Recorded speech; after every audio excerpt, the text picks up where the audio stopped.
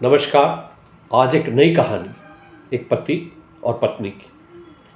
सुनीता ने फोन की घंटी तो सुनी, मगर आलस की वजह से रजाई में ही लेटी रही। उसके पति अजय को आखिर उठना ही पड़ा।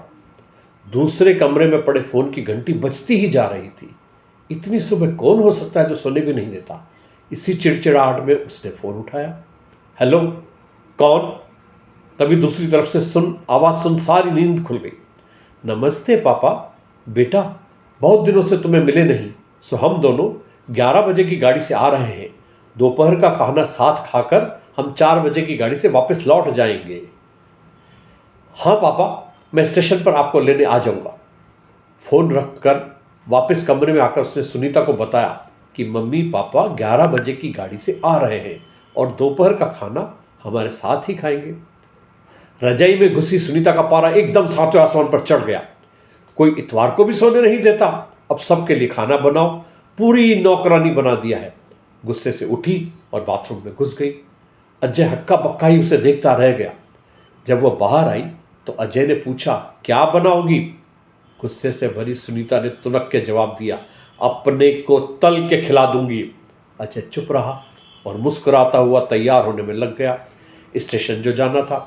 थोड़ी देर बाद गुस्सेल सुनीता को बोलकर वो मम्मी पापा को लेने स्टेशन जा ही रहा था।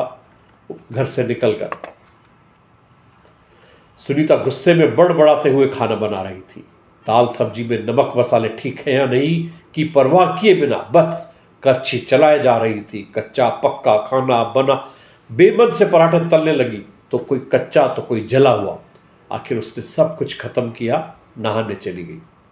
नहा के निकली और तैयार हो सोफे पर बैठ मैगजीन के पन्ने पलटने लगी।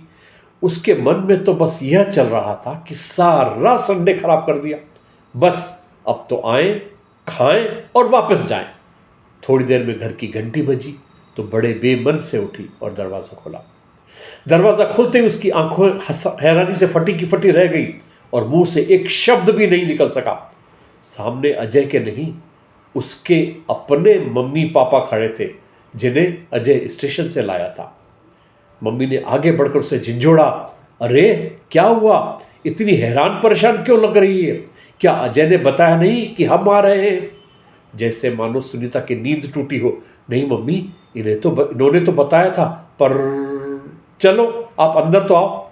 अजय तो अपनी मुस्कुराहट रोक ही नहीं पा रहा था। कुछ देर इधर उधर की बातें करने में बीत गया। थोड़ी देर पापा ने कहा, सुनीता गप्पे ही मारती रहोगी या कुछ खिलाओगी भी? यह सुन सुनीता को मानो सांप सूंघ गया हो।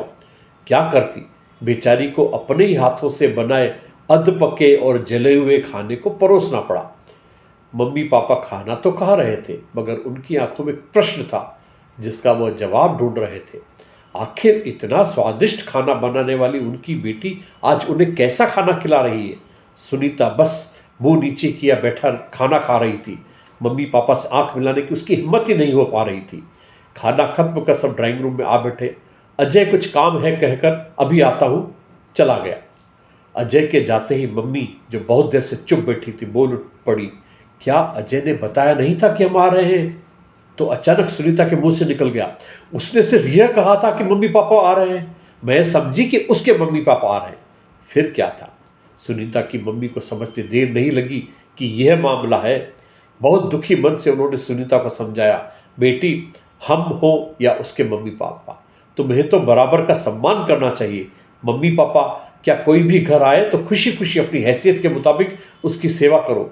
बेटी, जितना किसी को सम्मान दोगी उतना ही तुम प्यार और इज्जत मिलेगी।